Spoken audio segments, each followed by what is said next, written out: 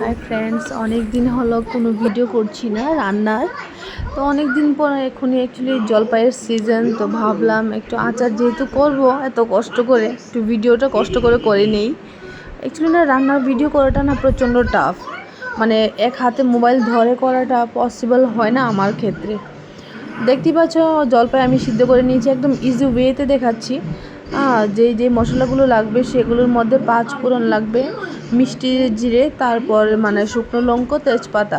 আর সমস্যার মধ্যে আমি ইউজ করেছি একটু শস্য দিয়েছি। শস্যতে কি হয় অ্যাকচুয়ালি টেস্টটা একটু অন্যরকম, মানে ভালো লাগে আর কি।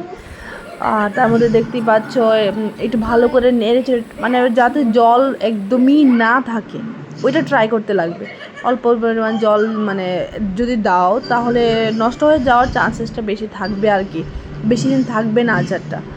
তুমি দেখতেই পাচ্ছ গুড় দিয়ে বানাচ্ছি আমি, আর তোমরা চাইলে তোমরা কি বলে চিনি দিয়েও বানাতে পারো, বাট গুড় দিয়ে খুব টেস্টি হয়। দেখতে পাচ্ছ কি মানে জাস্ট ইয়াম্মি লুক, ডিলিশিয়াস একটা লুক এসছে।